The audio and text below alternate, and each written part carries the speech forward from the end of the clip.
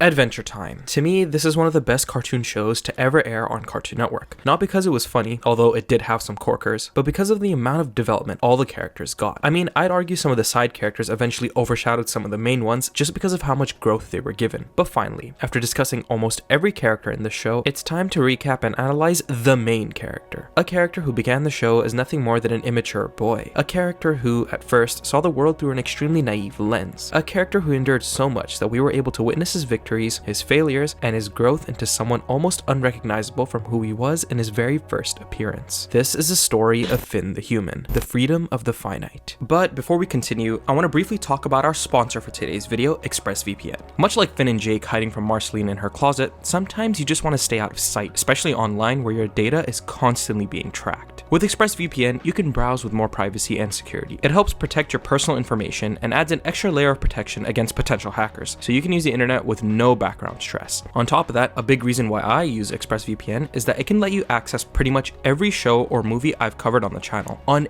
any streaming platform. Nothing is worse when you want to watch something on Netflix only for it to say this. But that's the best part. If it does say this, that means it is on Netflix, just available in a different country. ExpressVPN allows you to change your country online, and voila, you can watch Adventure Time, Gumball, Regular Show, and every other show ever. You just have to find which country it's available in. And thanks to my partnership with them, they have an exclusive deal where you can get an extra 4 months by going to expressvpn.com/OmarElias. You can find the link down below or just scan the QR code right here. Huge thank you again to ExpressVPN for supporting the channel. With that out of the way, let's get back to the video.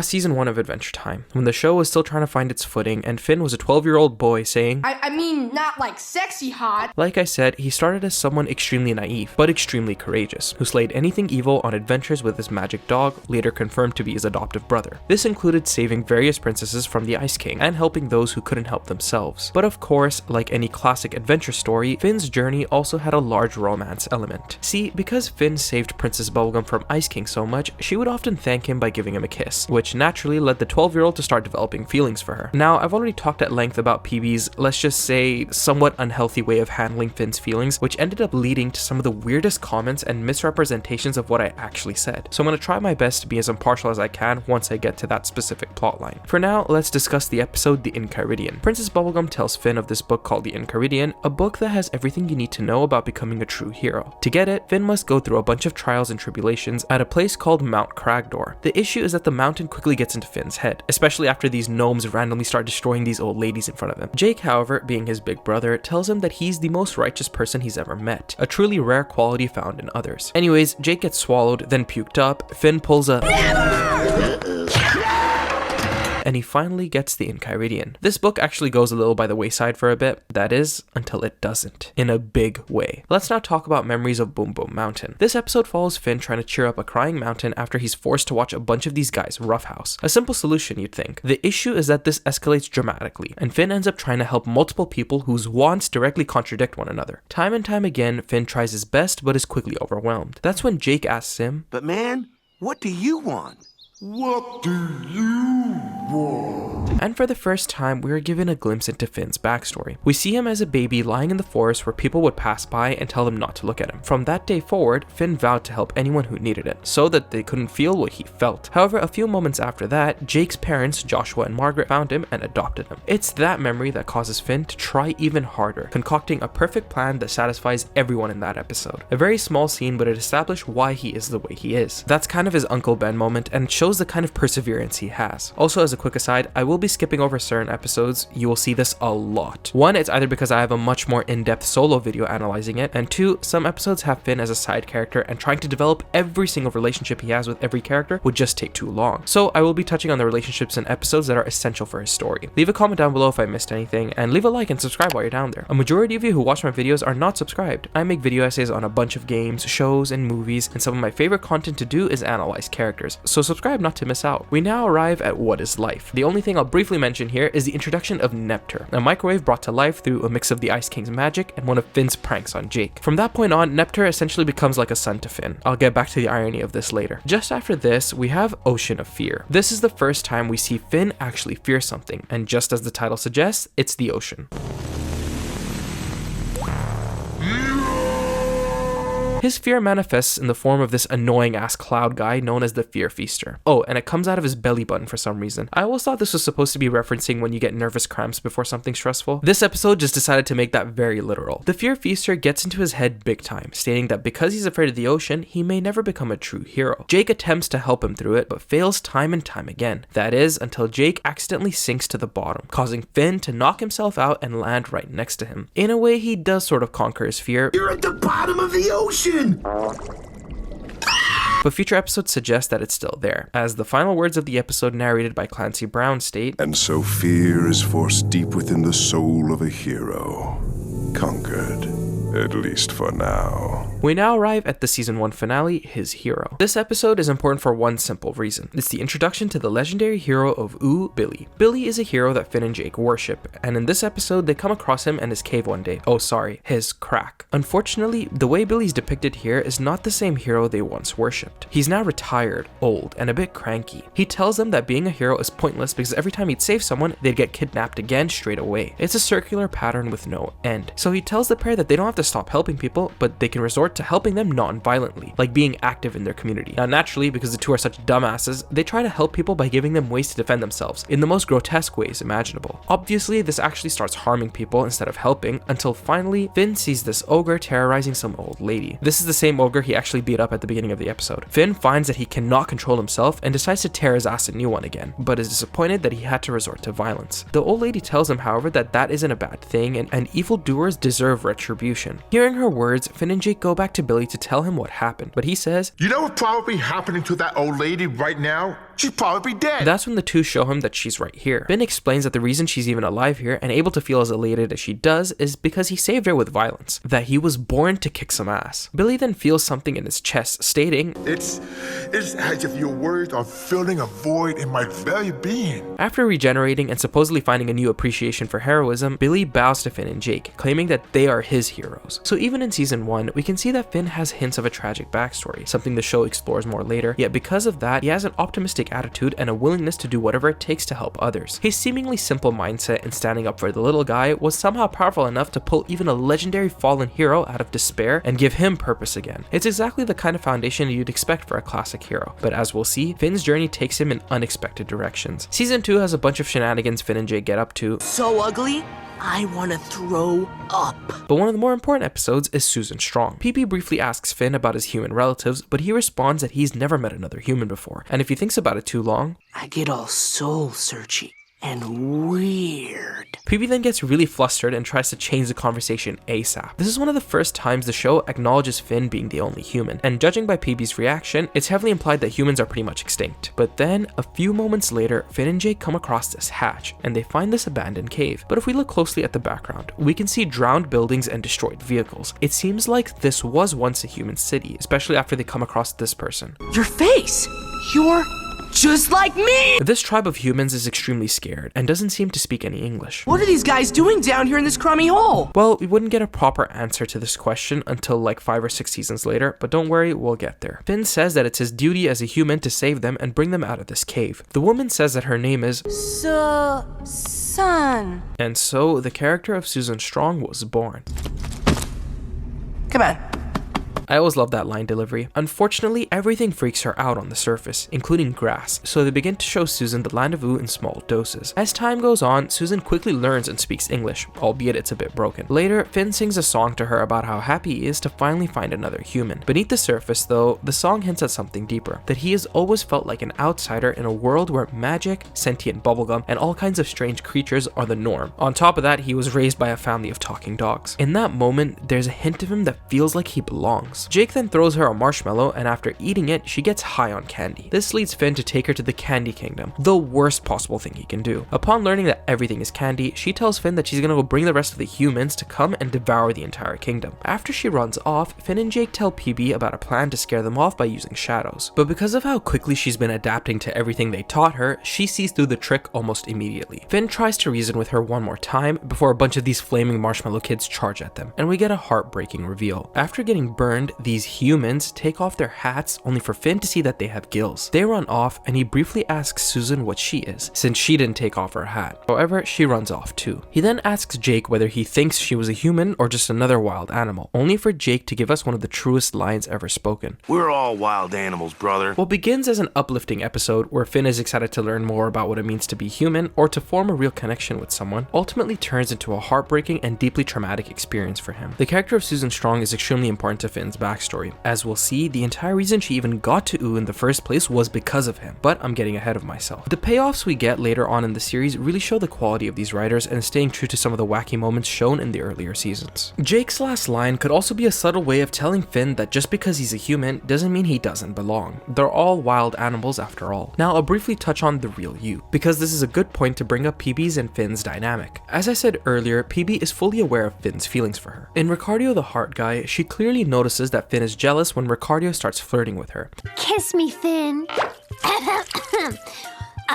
Kiss me, Finn. Am I doing it right, Jake? You could see this moment as playful, sure, but later on, her not really taking Finn's feelings seriously plays a role in the emotional struggles he goes through in season 3. In the real you, after Finn saves everyone, PB kisses him on the cheek. Again, some people see this as harmless or just a way of saying thank you, but when you know someone has romantic feelings for you, especially someone as young as Finn, actions like that are going to send mixed signals. Finn is only 12, and he doesn't yet have the emotional maturity to fully understand the difference between romantic affection and appreciation. Criticizing PB for this doesn't mean she's a bad character. If anything, it adds depth to her. Since she was literally created from the mother gum, she doesn't always understand human emotions or social boundaries in the same way others do. That lack of emotional awareness is an important part of her character. So please listen to my reasoning before rushing to the comments calling me an incel. Some of those comments in my PB character analysis exposes some of the most terminally online weirdos I've ever seen. That being said, we'll come back to Finn and PB's relationship as it continues to develop. For now, we arrive at the first two-parter of the show, Mortal Folly and Mortal Recoil. One small moment I want to highlight is this imagined scenario Finn has. Just take note of the way he looks. Robotic right arm and beefed out. PB then tells the pair of this creature named the Lich, the most evil presence in Ooo. She says that a long time ago, Billy managed to defeat him and trap him in this candy tree. Unfortunately, bringing Finn and Jake up there turns out to be a huge mistake. See, she gives them these protective charms to stop the Lich from taking control of their mind. But then a snail crawls out of Finn's bag, which allows the Lich to take control of it and makes the snail break him free from prison. After he escapes, PB gives Finn the gauntlet of Billy to take the Lich down, as well as this pink sweater. She claims that the Lich's lair will be cold and that she doesn't want him to get sick. The three hug before the pair head out to finish the job. Ice King gets in the way briefly because he's a horny bastard, but upon making it to the well, Finn charges at the Lich with Billy's gauntlet and...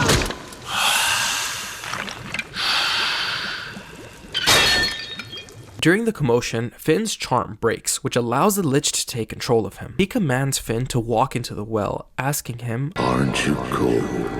But just as he's about to fall in, he yells, No, I'm not! I've got a sweater on! The Lich tries to burn him, but miraculously it has no effect. Well, that's because he has the power of love on his side. Wait, sorry, what did he call it? Power of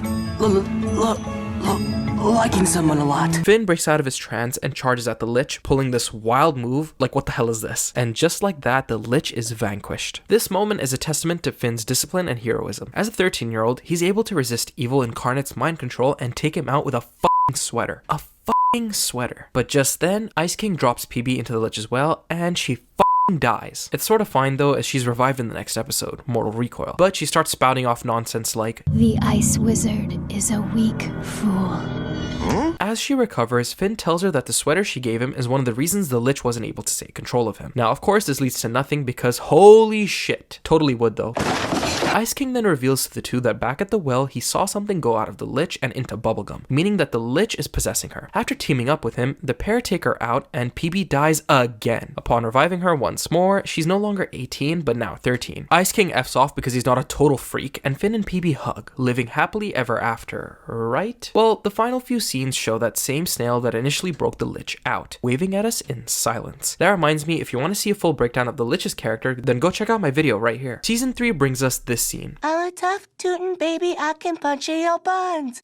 Punch in your buns. Possibly the most iconic scene for Finn, maybe the entire show. We now arrive at the episode Too Young, that further develops PB and Finn's relationship. Now that they're the same age, they're in a kind of situationship. Nothing official, but it's quite clear that PB likes Finn too. Unfortunately, their shenanigans come to a stop when Lemongrab shows up, stating that he'll be in charge of the Candy Kingdom until PB turns 18 again. After all, she created him, and so he's the next heir. This causes Finn and PB to try to force him out by pranking him non-stop. But this causes them to get imprisoned in the dungeon. With all their options running out, PB tells Finn that she can turn herself back into 18. The reason she waited so long was that she hates having to be so old and that she never gets to act like a kid. But it's okay, really.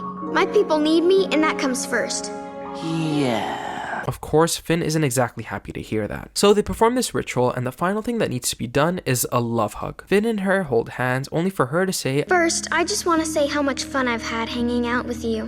Me too. And I wish I could stay like this with you, but I know, Princess. and so the two hug and kiss before PB turns back into 18. She tells Lemongrab to piss off, leaving Finn in a very confused state of emotions. He hesitantly asks her if she wants to hug some more, but she shuts him down pretty bluntly, stating, What? Finn, you silly. That was like 5 years ago. You really gotta move on. Again, PB's dismissive attitude here makes her worthy of criticism as a person, even though it is very in character. I always found this so insensitive of her. I mean, a few minutes ago, you pretty much told Finn that if you could have it any other way, you'd want to be with him. For any 13-year-old to hear that, to then have that same person shut you down, is gonna fuck up anyone's mental state. And this feeling of heartbreak continues throughout the season. In the episode What Was Missing, we see that Finn secretly keeps a patch of Bubblegum's hair to, I don't know, smell it? He probably does this to relive some of the memories he had with her during their time together when she was 13. Here's that lock of Bubblegum's hair you love so much. Oh, you. Moving on is very difficult regardless, and in the special case with Finn and PB, it is a million times harder. I'll now briefly discuss the creeps. I have a whole video dedicated to this episode and the vault you should check out right here, so I'll just speedrun a bit of the story arc. After a murder prank party turns into a murder massacre carried out by this ghost, Finn is greeted by this unsettling apparition. At first, we all think this is the ghost killing everyone, but it turns out that it was Jake pranking Finn the whole time. When Finn brings up the green ghost he saw, however, Jake has no idea what he's talking about, leaving Finn to reflect back on what he saw. That one's going in the vault. This just means he's gonna actively repress that memory because it's something that he finds too scary. And two, this thing might be linked to something deep in his subconscious. I will touch back on this later. In Buttopia, Susan Strong returns, asking for Finn and Jake's help in reclaiming an underground city called Buttopia, a place where she and what we thought were humans now lived. Jake at first is extremely hesitant, citing that she did try to eat the candy people before, but Finn still wants to help her regardless. One of the most important parts of the episode is Jake constantly telling Finn that the humans are fish people, including Susan. After having defeated these dark creatures and restoring the light of Buttopia, Susan tells Finn to stay, but he says he can't because he's just not like them. But then she takes Finn's hand and guides it behind her hat. He pauses, a look of realization crossing his face, and softly says her name again in recognition before leaving with Jake, giving her one last wave goodbye. The ending implies that Susan is not a fish person like the others, but in fact a true human just like Finn. It's one of the main reasons why she goes to him for help and why she wants him to stay. In a way, one of Finn's main fears of being the last remaining human is momentarily relieved as he now knows there's one more in the land of Ooh. This actually connects to the two-parter Holly Jolly Secrets. The one thing that is important to Finn here is that upon finding out that Ice King is actually a human who was cursed to become this deranged ice wizard, he stops treating him so harshly, even calling him Simon instead of the Ice King from here on out. So now, to Finn's knowledge, there are technically two other humans in Ooh alongside himself. This might add a bit more comfort to him and explains why he and Jake stop fighting him. Seriously anyways. I'll briefly discuss Dad's dungeon. Finn and Jake discover a hollow message from their father Joshua, directing them to a dungeon he built just for them. Through the dungeon, they keep finding more of his recordings in which Joshua tells Finn to cover his ears so he can speak to Jake privately. Joshua instructs Jake to call Finn a whiny baby constantly. This is because Finn cried constantly as a baby and Joshua wants to toughen him up. Jake goes along with it at first, but when he sees how deeply it hurts Finn, he admits the truth, which only makes Finn feel worse and drains his motivation to keep going. When they finally reach the last challenge, however, Jake finds one final message from Joshua. Joshua tells Finn how proud he is of him for making it through the dungeon and says that he loves him. Hearing this breaks Finn out of his funk, giving him the strength to push forward. He frees his blood sword and easily defeats the final monster. This is also accompanied by a kick-ass remix Jake is performing with all the hollow messages. You. For you. The dungeon for you.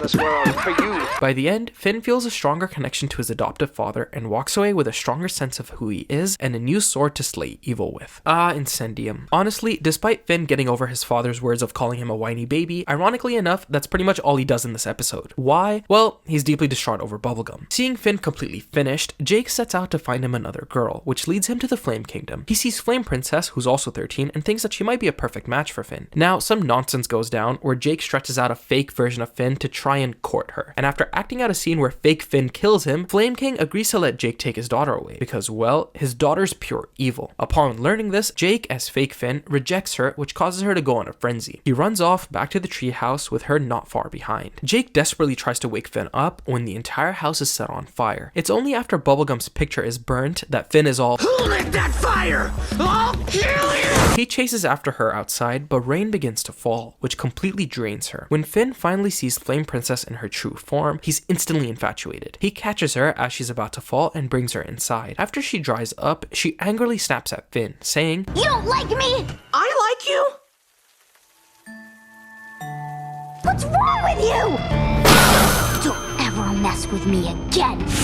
Confused, Finn asks who she is, and Jake explains that she's the princess of the Fire Kingdom. Dude, I think I have a crush. And with that, the romantic arc of Finn and Flame Princess begins. Season 4 opens up right where Season 3 ended. Finn asks Jake to help track her down, stating that she's not evil, she's just passionate. How could you possibly know that? You haven't even spoken to her. But anyway, Jake begrudgingly helps Finn, and upon finding her, he tells her how he feels, and she's overwhelmed, causing her fire powers to grow even more intense. As a result, Finn gets burned and he tries to put out the fire, which physically hurts her. Now obviously, getting a bunch of these mixed signals is causing her to get even more pissed, and so she tells the pair that she's gonna turn the whole land into her Fire Kingdom. After she leaves, Finn and Jake go back to the treehouse to make fireproof suits to stop her. And hey, would you look at that, Neptune makes an appearance yet again, after 3 long seasons. It's implied here that they were playing a hide and seek game, and Neptune hid so well that for 15 months, they had no idea he was even gone. Flops, we forgot about the game. So much for Neptune being like a son to Finn. He makes fireproof suits for them, and after finding Flame Princess terrorizing the Goblin Kingdom, Finn tries to reason with her once more. But things only get worse. Putting out fires continues to hurt Flame Princess, so she goes apeshit again and leaves to cause more mayhem. Finn then tears out of his suit and breaks down, saying, Why can't I just like a girl? A tear of his then lands on FP's fire, stinging her, but when she turns back, his tears catch her attention. She thinks Finn is a water elemental because, well, You cry and cry all the time. You cry like a baby.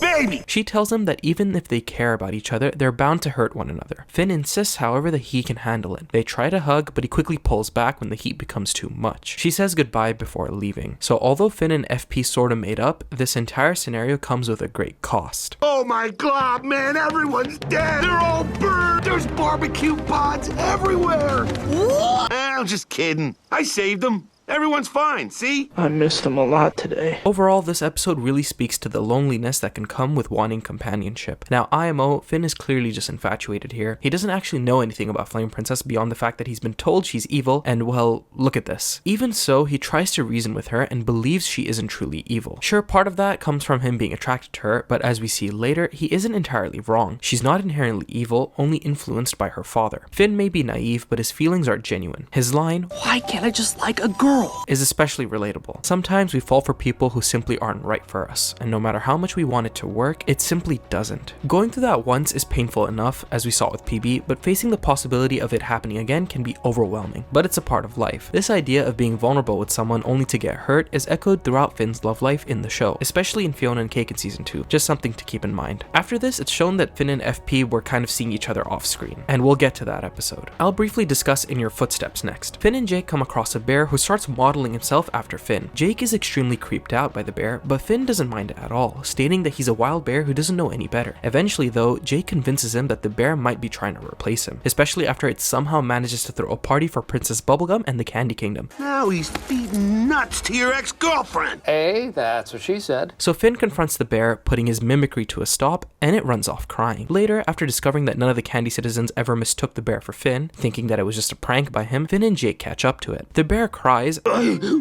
want to be a hero like you. Moved by this, Finn gives him the Enchiridion, explaining that he and Jake don't even use it. The bear hugs him and says, Thank you, Finn.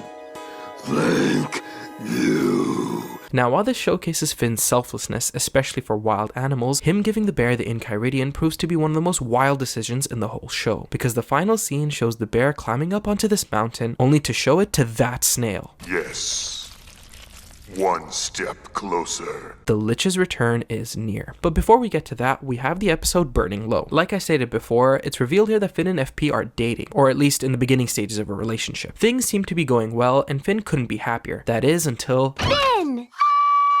See, upon learning that Finn is dating Flame Princess, PB pays him a visit to try and explain why he shouldn't see her. Now the show tries to parody soap operas, trying to make it seem like PB is jealous. So that night, Finn struggles to write FP a poem and eventually gets inspiration when the sun comes up. When he heads outside, PB jump scares him. Finn!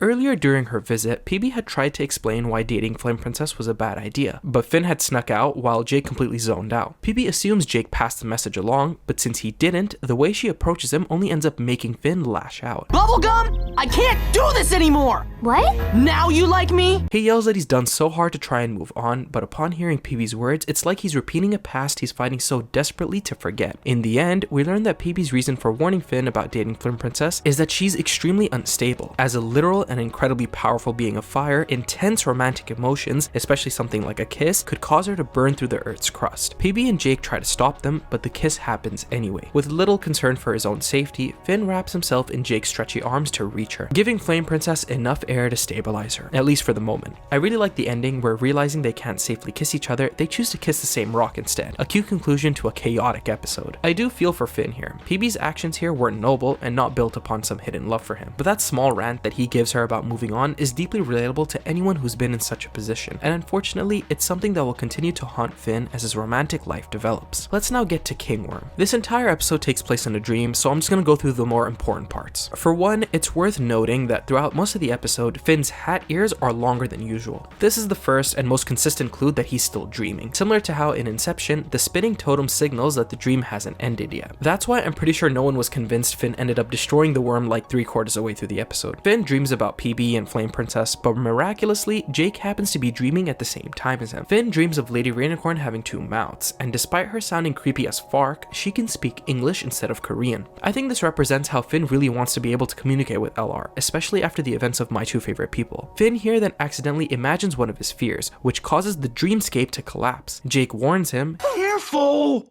If you grunk up the dreamscape with your subconscious fears, the whole thing will blow apart. cute foreshadowing here. The pair then comes across Ice King, who's running away from an army of Gunthers, which 100% foreshadows the episode Reign of Gunthers. Then they come across Joshua, because naturally dead parents would appear in a dream prison. I have no idea why it starts raining LSPs though, maybe just representing Finn's uncomfortable moments with her up until this point. Oh, and there's a huge one incoming in season 6. After supposedly destroying the worm, they wake up, but Finn notices the mirror spazzing out. Oh, and would you look at that? His reflection is that of Farm World Finn, which foreshadows the ending of this season. Need I say more about how goated this show is? Oh, and remember before when I told you to take note of that imagined scenario Finn has? Well, what's the one thing in common both of these projections have? That's right, the robotic arm. Other weird shit starts happening, only for Jake to remain in denial about it being a dream. So he just fucking dies. The worm shows up, telling him that he's gonna suck out all of Finn's life energy while he's trapped in this dream. My life energy?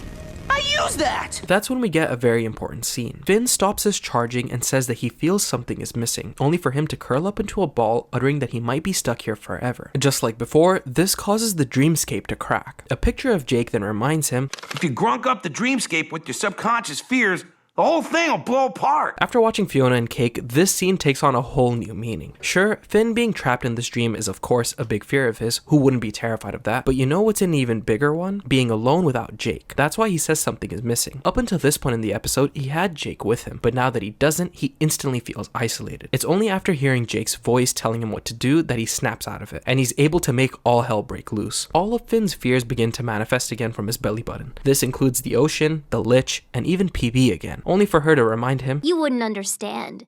You're too young. As he screams, a chair manifests, and just take a look at this shot. Finn clutches onto the chair, which now looks like a baby seat, and Finn looks like a baby. But behind him is that same ghost he saw back in the Creeps, peering over him like a ghost with unfinished business. That is until the chair falls. The worm at this point now looks frail and damaged. The final nail in the coffin? A clown pops up. This is a callback to the episode Another Way. Finally, the dream shatters, and Finn and Jake are freed from the trance. This episode is important not only for solidifying many of Finn's fears and foreshadowing future events in the show, but also for subverting the usual conquer your fears to defeat the villain trope. Here, Finn doesn't overcome his fears, he embraces them to defeat the worm. That said, by the end of the series, he eventually manages to face and work through each and every one of them. Kinda. Season 4's finale, the episode that only adds to Finn's trauma. It starts in Billy's cave. Finn's cracking up at a TV screen, which shows the cosmic owl, meaning that this is a prophetic dream. Billy's here with that old lady from season 1, as well as the bear from In Your Footsteps, who says, Dark times are coming. and then we see that same snail approaching the Enchiridion. The old lady then says, You talk like Justice, Billy, but you can't kick a plane. This line is meant to reflect how Billy was once the GOAT, the greatest hero in all of Ooh, but now that he's old and much weaker, he can't back that up anymore. And this is further reflected in what happens next. The snail flips through the Enchiridion, and Billy gives a look of suspicion, but he realizes too late. The snail morphs into the Lich and charges at Billy before Finn wakes up in a dazed panic. He tells Jake about the snail, the cosmic owl, and how Billy looked afraid, more afraid than he had ever been before. If only Finn could just rewind the episode and pause at this blink and you'll miss it moment. Truly terrifying. Jake tells him that they should go tell Billy about the dream, and upon doing that, the retired hero is completely stunned. He then picks up Finn and asks him to accompany him in stopping the Lich once and for all. Finn, being a huge fanboy, pauses briefly, too excited to even say anything, but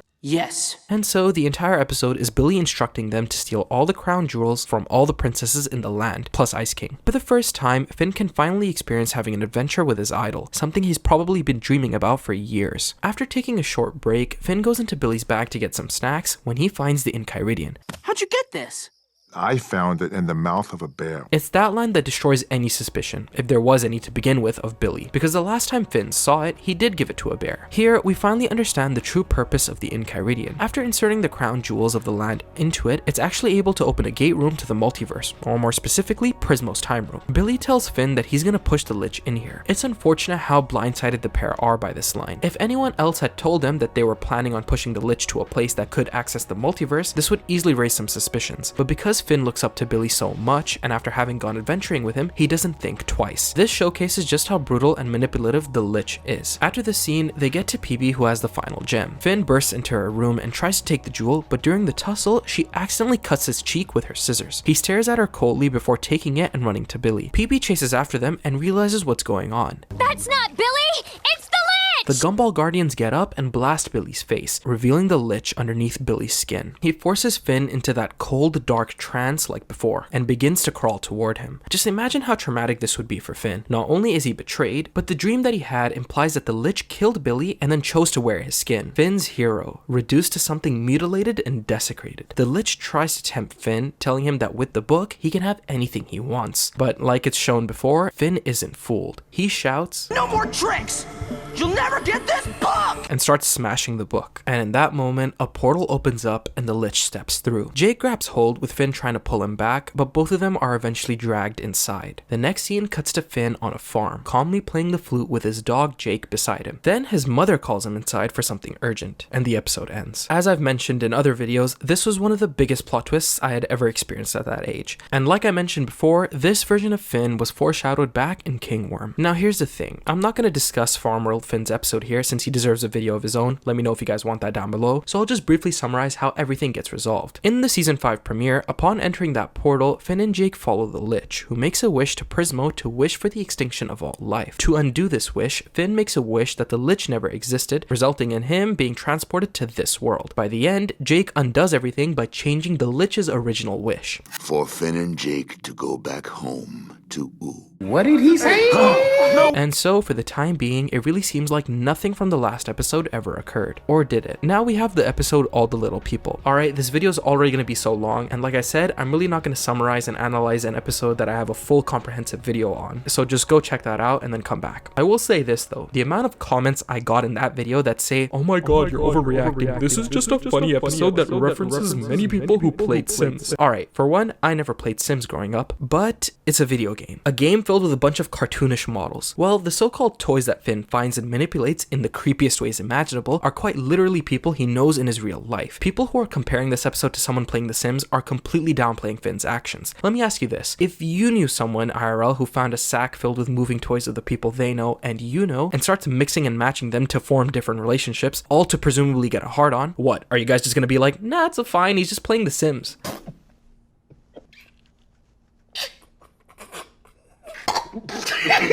And now I know I'm gonna get weird comments that are all like, chill bro, it's just a cartoon. And yes, it is a cartoon, but in the context of the narrative of the cartoon, it's Finn's real life. Ergo, it's an incredibly uncomfortable thing to witness. I mean, look at Jake's reaction to seeing Finn hook up his little self with Lady Rainicorn.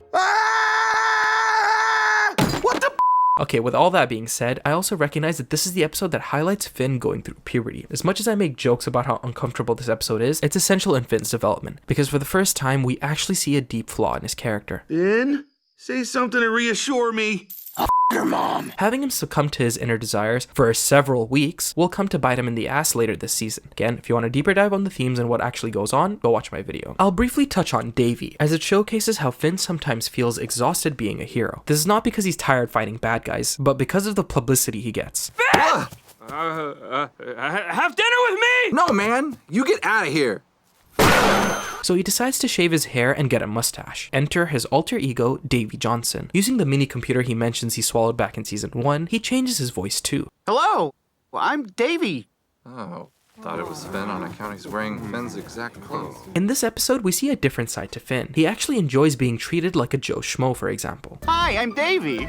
So what? You want to have dinner with me? Go away, weirdo. Oh yeah, there's one thing I haven't touched on about Finn. For some weird reason, all of the princesses in Ooh, save for Bubblegum, are in love with him, and it's shown that he feels super uncomfortable about it every single time. Oh yeah, this also includes the nonce herself, Tree Trunks. Guys, she sucks and you'll never convince me otherwise. So when he gets rejected, he actually feels kind of good. But also, come on Finn, what if this girl had said yes? You're in a relationship with Flame Princess, man. Eventually though, he gets too into his character and forgets that he's even Finn. Jake tries to bring him back out by acting like a robber, but Davy calls the cops. After Jake's arrested, this causes Finn to have a deep but ultimately hilarious epiphany. Davy tells Finn about how good that one day of being a normal guy was, thinking back to how good it felt to just sit at the park or brooming the shop without being bothered by anyone. But Finn, just like Peter Parker, realizes that he knows what needs to be done for the greater good. Responsibility demands sacrifice, so he becomes Davy one last time to break Jake out. Glad to have you back, buddy.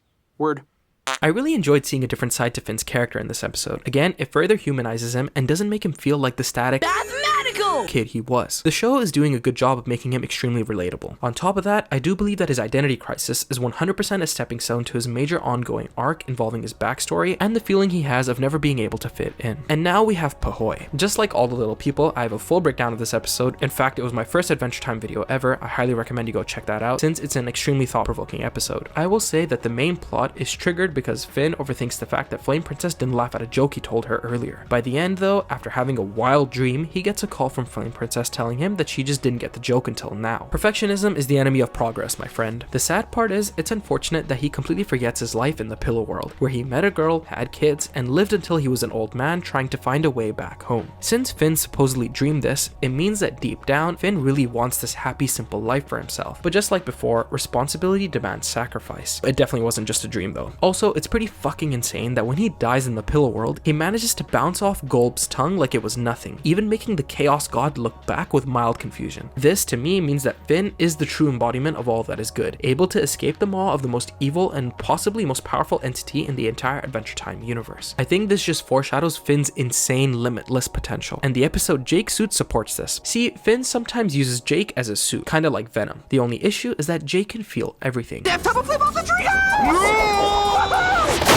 So Finn tells him to stop being a coward. You just have to imagine that every bruise is a hickey from the universe. And the two have a competition. Jake wears Finn as a suit and tries to cause him pain until he finally gives up. He does stuff like making Finn's favorite food, but eating it himself, then trying to bore him to death, then embarrassing him in front of Flame Princess and her family by making him do the baby Finn dance. But you see, none of it works. Jake?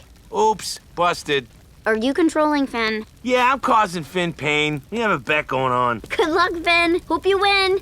I will! So Jake finally goes overboard. He decides to fly into a volcano, and even after dipping Finn's head in, Finn doesn't give up. By the end, Jake just accepts that his brother is just way more tolerant and hardcore than he is. You're right, man. My bruises are hickeys from the universe. This episode not only shows how much pain Finn is capable of enduring, but also reveals the kind of faith he places in the universe. The belief that every hardship is either a challenge to overcome or something that might lead to something better. Unfortunately, as we'll see in the episodes that follow, that mindset begins to change dramatically. Now, I feel I haven't touched on Finn and FP's relationship all that much because, well, this video would be far too long, but they've had very wholesome episodes together. For example, in Vault of Bones, a big thing FP struggles with is how her father secretly whispers to her that she's evil when she's not paying attention. To alleviate her doubt, Finn takes her to a dungeon to prove she isn't evil. The funny thing is, the way Finn goes to the dungeon is the way I play God of War or any other RPG. I just love doing side quests first and taking my time. He also doesn't kill monsters right away, but intimidates them for loot first. FP quickly gets bored because they're doing everything Finn's way. He quickly reflects and says that for the rest of the dungeon, they'll do things her way. This includes just going apeshit with fire. In the end, when Finn is kidnapped, Flame Princess chooses not to burn the monster. Instead, she intimidates him the same way Finn did earlier. I thought you were going to burn me alive. No way. I'd never do that to my boyfriend. This is actually the first time FP calls Finn her boyfriend, but that now brings us to one of the most important episodes in Finn's romantic journey. Again, sorry for these plugs, but full episode breakdown is right here. Remember how I said All the Little People showcases Finn's manipulative side? Well, it all comes to a head when he manipulates FP and Ice King to fight constantly, all because the first time this happened, he got a wet dream from it. Things eventually escalate to the point where the entire Ice Kingdom melts down, causing Finn to have one last dream with the Cosmic Owl. Realizing what he's done, he tries to save Ice King and tells FP the truth about what happened. This, of course, makes Flame Princess see him in a completely different way. The way he manipulated her constantly, and by writing that personal letter to Ice King, Finn completely broke her trust, and so she dumps him on the spot. But I said I was sorry. This is the beginning of Finn's slow descent into emotional despair. To try and rebound, Finn, in Too Old, accompanies PB on a diplomatic dinner at the Lemongrab Castle, in hopes that he could maybe potentially get her again. He even tries to recreate the way he and 13-year-old PB relentlessly pranked Lemongrab to try and force him out back in Too Young. Pretty smart, dude. Hey. Come on, Finn, don't do that. The worst part is that he told Jake that PB hates him and didn't want him to come to this dinner. In truth, It's just a shame that Jake didn't want to come. I love Jake. Finn's moving like a total Mordecai in this episode. Finn, give me your phone. I'm calling Jake. What? No. Let's, we could do another prank. I brought some of your super spicy hot sauce. Ah, so spice. So spice. You so spice. PB then gives him a bit of a reality check, stating that she has citizens to take care of and can't treat everything like a game all the time. That's what gives him the realization. I'm thinking maybe age isn't just a number. Maybe older people, like, really are different. Finn here learns the concept of maturity, so he tells Jake that he really needs to patch things up with Flame Princess. Also, you can clearly see that this episode is supposed to be the inverse of Too Young, especially with how the episode titles are complete opposites of each other. In Earth and Water, FP overthrows her father with the help of Cinnamon Bun, only for Finn to apologize to her for what he did. She tells him that it's okay and that it's in the past. So, does that mean we're still going out? But she says something that mirrors what PB said to Finn in the previous episode. Her duty is to the kingdom now. Finn curls up into a ball in sadness, but she says that there's no more bad blood between them and he can come to the Fire Kingdom whenever he wants, as long as he promises to always be honest with her. Of course, he does so without hesitation. I relate to this sequence a lot. See, I'm someone who grew up having a lot of older friends, and quite often, I always felt lacking or behind because, well, I was just starting uni and these guys were all working. So when Finn hears PB state that she has much more important responsibilities and FP stating the same thing, it makes Finn feel like he's lesser or just falling behind. I've learned throughout the years that maturity is not a set course, ladies and gentlemen. Just because someone matures mature is faster than you doesn't mean you're falling behind, and vice versa. As much as it sucks to go through a breakup, this is something Finn needs. He needs to learn what he did was wrong, and quite frankly, he needs to start focusing on himself. Speaking of focusing on himself, we arrive at The Vault, the episode that finally reveals who that scary ghost lady is. Sorry if I sound like a broken record, but full video done on this too, go check it out here for a full deep dive. In this episode, we learn that Finn often consciously represses memories too traumatic for him. You're hiding whatever she is in a mental vault. Oh yeah, the vault. That's where the stuff I can't handle goes. Kerplunk. In this episode, he opens it up and it's revealed that he's had a bunch of past lives. He was once a comet, a butterfly, a pink shit, and he was, in fact, the scary lady. Well, this is before she was scary. This is Shoko. Shoko had shitty parents, so shitty in fact that they sold her arm when she was younger. As a result, she does immoral jobs for money. She eventually meets PB in the past. Yep, PB is not 19 in Adventure Time, but in truth like 1,000 years old. Shoko helps PB create the Gumball Guardians, and they get quite close. To thank her for her help, Princess Bubblegum makes her a robotic arm. That's another one to the list. Unfortunately, Shoko here was tasked with stealing an amulet from PB by this gang, and if she doesn't do it, they're gonna kill her. That night, Shoko manages to snag the amulet but falls into this toxic sludge and is presumed dead. Moments later, however, she emerges looking more like that infamous ghost form. She looks at her new arm with happiness before dying in the same spot where Finn and Jake's treehouse would grow. In the present, Finn, after finally conquering his fear, calls PB to atone for the past. She arrives and Finn stomps on the bottom of the treehouse to see Shoko. He grabs her amulet and hands it to PB, with her instantly recognizing the skeleton. I love that Finn calls out PB's age. Weirdo. And now Shoko is no longer a ghost, but back to her original self.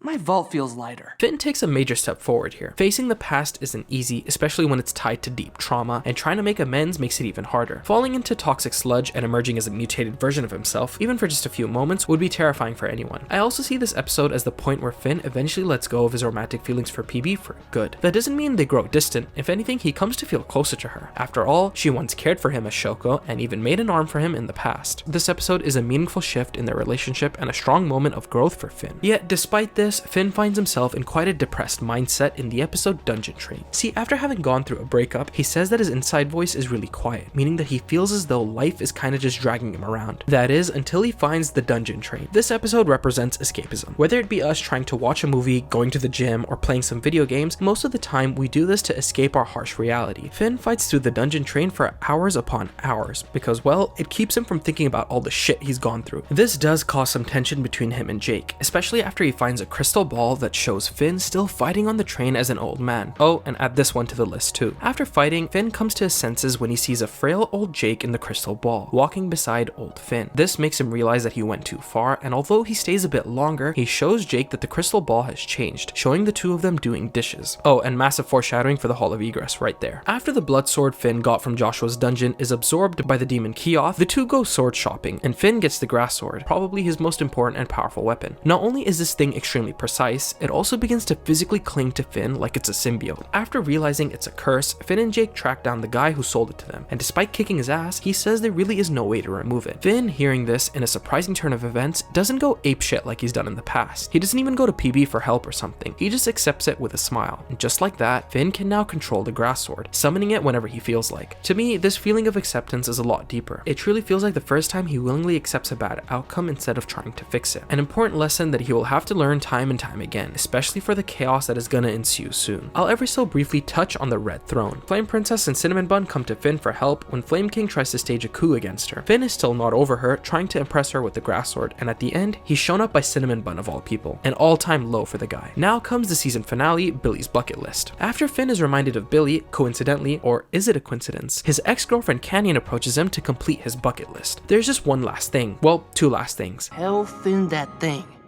What the butt is that? I don't know. Okay, that's gonna bother me forever. After completing that one thing, he manages to find another thing, to lie back on the ocean and float. This sucks for Finn, since we've established...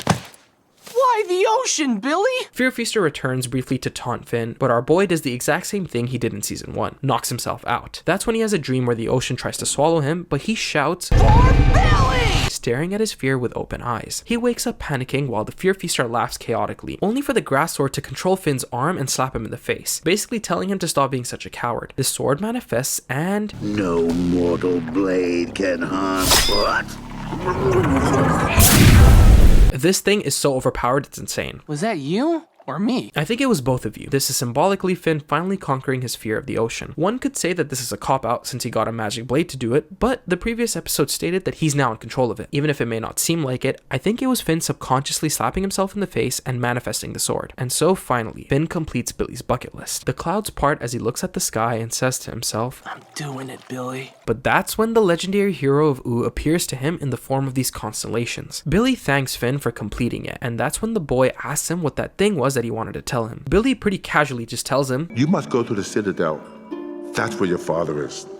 Joshua's not alive. Me and Jake buried him behind the... Alright, let me just pause for a second. What was Finn gonna say? Could it be that Finn and Jake buried their father Joshua behind the treehouse? Well, I'm theorizing about this years in advance of this episode's release, and there have been countless episodes since that haven't elaborated on this. Also, given that no tombstone can be seen anywhere near the treehouse, this might be a dead theory. Interesting to mention though. Let me know what you guys think down below of this. Anyways, Billy tells him, Not Joshua. Your other dad. Dad the human. Your father, Finn. He's alive. He's alive. He's alive.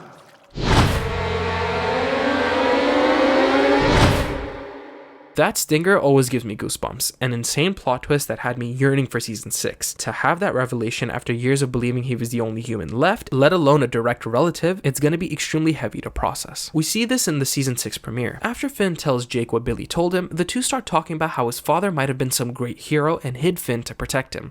Keep your expectations low, kids, for if you don't, you will be severely disappointed. After arriving at the cosmic prison known as the Citadel, Finn's father, Martin Mertens, is set free inadvertently by the Lich. Turns out this guy sucks. Finn's your son.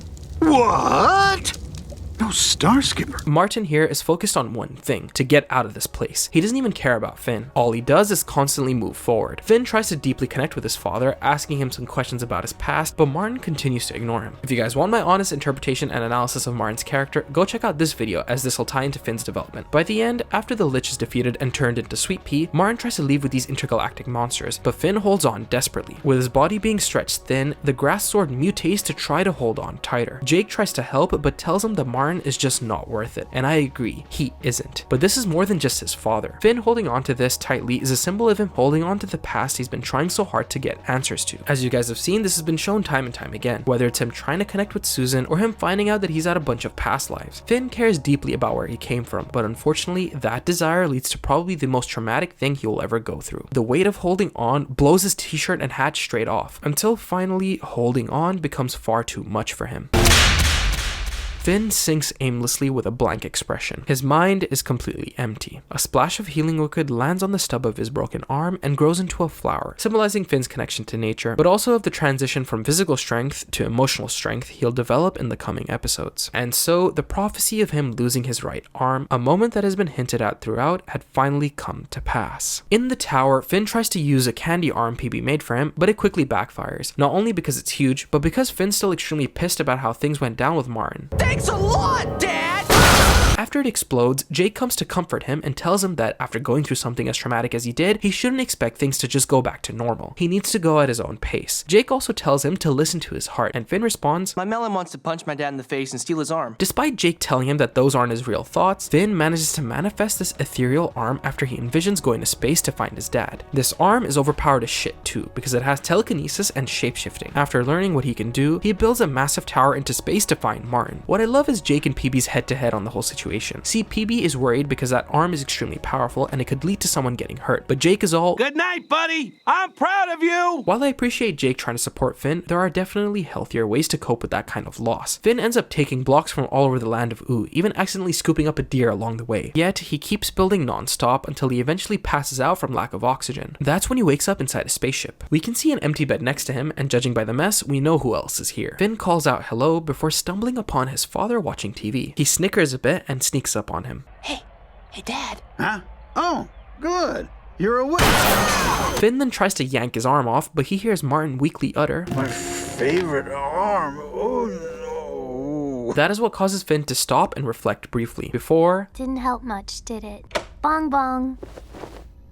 sorry, buddy. PB explains that she brought him to the Candy Kingdom after he passed out. I love that she knew exactly what would get Finn out of that dark mindset. And the best part, that arm that manifested from all of his grief disappeared too. Finn listens to his heart once more, and he no longer wants to steal Marin's arm. Now let me bring attention to this shot. In a previous video, I stated that Finn having two arms here was an error, but my analytical brain couldn't realize that this symbolizes Finn feeling a bit more whole now. It's a fantastic detail, but unfortunately, PB's help is not enough to get Finn out of his rut. This brings us to Breezy. Finn's flower arm looks a bit dry, which Dr. Princess attributes to, I guess I don't feel anything. Now Finn in this episode tries to have some fun, which means making out with a bunch of princesses. Of course, it doesn't work. He kind of mopes around singing, I'm lost in the darkness, what will this bring? This bee called Breezy then falls in love with his flower, and the two hang out while Finn tries to feel something. Feel anything. Oh, and I have to bring up this scene. Whoa, you're a dead ringer for Flame Princess, with a smidge of Princess Bubblegum mixed in. Guess you're still hung up on both of them, bro.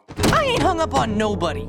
Nobody. Yeah, I think he's hung up on them. Or at least Flame Princess. Now, a weird thing happens where Breezy starts falling for Finn and not just his flower. And after she becomes a queen bee, he rejects her. You know, I'm trying to keep it casual, B. I just don't feel the same way. I don't feel anything. And now we get to possibly the most controversial scene in Adventure Time. Finn kisses LSP, but she's all like, Where are you going? That's it. We made up. What? I didn't wait infinity for a dip in the kiddie pool. We're taking this to the deep end. Don't be scared, Finn. Lumpy's on lifeguard duty. Then it cuts to black, and judging by Finn's movement here, something must have happened. I, like many others for years, thought this implied LSP assaulted Finn, but there was this quote from Jesse Moynihan, the storyboard artist of this episode, that elaborated on this. He explained that this scene was a reflection of some of the stuff that happened in his life. There wasn't any assault, and they probably just French kissed instead of just smooching. To him, it served as the tipping point for Finn's descent into darkness. I can totally buy this because the other implications are too fucking horrendous. Anyways, Finn is now completely done out, echoed by the fact that his flower loses a petal. That night, however, he's awoken by Breezy singing a somber but hopeful song about love. Then we get an interesting detail. When Finn gets up, Breezy fades into PB briefly, who now sings a song, holding this sword. This is insane foreshadowing for the next episode I'll talk about. I think PB being here briefly represents that Finn no longer sees her as a romantic figure. He sees her as a role model, someone to look up to. It's fitting, however, that hearing his first love's voice is what causes his arm to grow into a tree before exploding. And finally, Finn gets his arm back. Overall, I think this episode is about how sometimes you have to hit your lowest low in order to grow into something more. And thus begins the redemption of Finn the human. In Is That You, some time travel nonsense occurs involving the resurrection of Prismo, which results in an alternate timeline Finn morphing into Finn's sword, the exact same sword PB was holding in Breezy. You know where to go for more of a deep dive. I'll briefly touch on the pajama war, as this develops PB and Finn's relationship even more. The two ditch a party and just talk. There's no romantic feelings here, no ulterior motive, they just enjoy each other's company. I've been thinking about my dad, and how I want him to act more like Daddy, but maybe acting like Daddy just isn't what he does. Maybe my dad's not a dad, but a kid stuck in a dad's body. This shows a lot of growth from Finn. From obsessing over her for 3 seasons to then realizing that he knew her in a past life, this is the moment that shows that Finn can move on. All it takes is time. Now, I'm not discussing astral plane in as much detail because full video here, but in essence, Finn ponders the meaning of life in his astral form before witnessing the death of Glob by a catalyst comet, or so that's what Finn believes. Now, based on his conversation with Glob, it really feels like Finn is starting to question why he should keep living at all. If being born is the greatest act of creation, then what comes after that? This reflects the darker place his mindset has reached. After going through some of the most traumatic experiences of his life, he's left wondering what the point of continuing really is. Oh, and that catalyst comet, it turns out it was actually Marin crash landing, with Glob's sacrifice redirecting his path toward Earth. In The Visitor, Finn meets with Marin once more after sleepwalking and having a dream about rebirth. Now, Marin again tries to lie and manipulate Finn as well as these cute villagers, but then we get this important scene. He sits with Finn, an echo of a past long forgotten, when the boy asks him about his mother and where he came from. Marin still has no good answer and says that thinking about it stresses him out, so he just gives him a half-assed story of them being lost at sea, a repressed distortion of a devastating memory. In the end, Finn ends up sending his father into space after he lies to him one more time. With a smile, he ends up helping the villagers for real. Unfortunately, another meeting with his dad doesn't give him anything except full confirmation that the guy sucks. In Hoots, Finn has this cryptic dream involving Jake taking a picture of him, Sweet Pea, and Martin. Yeah, Lucas, say goodbye. Say goodbye. What could that mean? Well, given that the Cosmic Owl is there, I'll get back to what this episode is foreshadowing. In Be Sweet, it is revealed that a real purple comet is approaching Ooh, and fast, which leads us to the finale of season 6. We see Finn notice the comet approaching, but he isn't all that fussed, stating, It's just here to, shake things up, you know? It's okay. We've got sort of a a relationship. After Gunther, now revealed to be Orgolorg, steals PB's rocket ship to go and absorb the comet, we get a comedic but important exchange. Orgolorg says that the universe has presented him many doorways that provided the perfect time to come back out, like Glob dying, the comet arriving, and PB's rocket. Oh, I know about open door philosophy. What's that? You just say yes to stuff all the time? Pretty much. Goated line, because while it might seem like that, it's a bit more complicated, and I'll get back to how this ties to Finn at the end. Orgolorg flicks Finn and Jake away, and they get separated. As Finn drifts endlessly into space, he tries to merge his intention with the universe, and would you look at that, he comes face to face with Martin once more. I'm just flying random style. It's not random! I merged my intention with the universe! While Finn is saved, the two of them are unable to go get Jake because the space moth acts on its own. Martin here then reveals the key difference between him and Finn. He is completely okay with floating endlessly into the emptiness of space, extremely carefree with no one and nothing to care about. Finn, however, acts like his Squeeze so tight your bottom's gonna fall out. However, the space moth, being a moth, is immediately attracted to the glowing light of the comet. It flies toward it, and Orgolorg manages to swallow the comet. But Finn isn't giving up without a fight, so he lunges deep inside Orgolorg, who retaliates by digging his roots into Finn's arm. But you see, remember that little thorn sticking out of his new arm? That emerges, and Finn goes apeshit just like the original grass sword. And with that, Orgolorg is defeated and the comet is freed. But then we get one of the most important scenes in all of Finn's lore. The comet asks Finn, Finn, do you remember?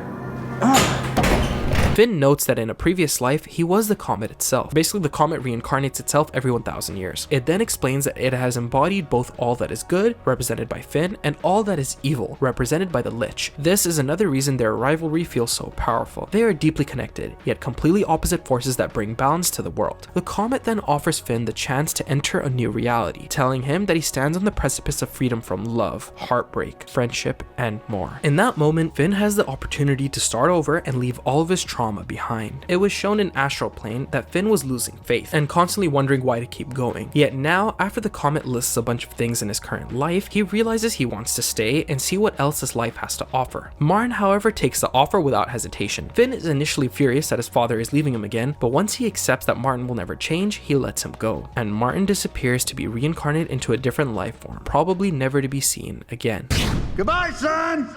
And just like in Finn's dream, he is forced to say goodbye. That dream not only foreshadowed Finn parting ways with, to him at least, was the last real link to his human heritage, but also hinted at his deeper connection to the Lich and the comet, which is why Sweet Pea is present as well. Finn's decision to reject the comet also ties back to Orgolorg's idea of open door philosophy. Earlier, Orgolorg describes life as a series of opportunities that should be taken whenever they appear, a mindset centered on escaping your limits whenever possible. Martin embodies the same philosophy when he accepts the comet's offer without question. Finn, on the other hand, chooses the opposite path. Rather than transcend into some cosmic existence, he decides to remain and fully experience the life he already has. By turning down the comet, Finn rejects the notion that every open door must be walked through, showing that his growth comes from committing to his human journey instead of trying to escape it. Like I said, this also ties neatly back to his mindset and Astral Plane. When the comet lists everything he could leave behind, it ends up giving Finn the very reason to keep living, especially the mundane things. Finn the human began as a naive boy who simply loved fighting evil, but as he grew older, his flaws began to surface, slowly wearing him down from the inside. At times, all he wanted was escape, whether through pranks, playing with miniature versions of the people he knew, video games, relationships, or endlessly battling through dungeons. Yet his growth wasn't brought about by his own actions alone. Princess Bubblegum's rejection, the Lich killing his hero Billy, losing his arm, and finally meeting his father all forced him to confront the harsh truth that life can be relentless, especially in a world so different from his own human nature. Yet despite everything he's been through, Finn Mertens doesn't take the easy way out this time. He chooses not to escape into a new life, but to stay and see what this one still has to offer. The good and the bad, the struggles and the victories. More than anything, he chooses to live for the small moments that will shape him into the greatest hero he can become. This is the first part of Finn the Human's story, the freedom of the finite. Please leave a like if you enjoyed and subscribe if you're new around here. If you made it to the end of this video, thank you so much. This video took a lot of time and effort from me. Part 2 is coming soon, but for now, I'm gonna get some rest for a bit. If you want to support me further, please follow all my socials down below, join my Discord, join my Patreon, and consider grabbing my book, The Shattered Absolution, which I know I say this a lot, but the main character was deeply inspired by Finn's story. And with that, I want to thank you once again for watching.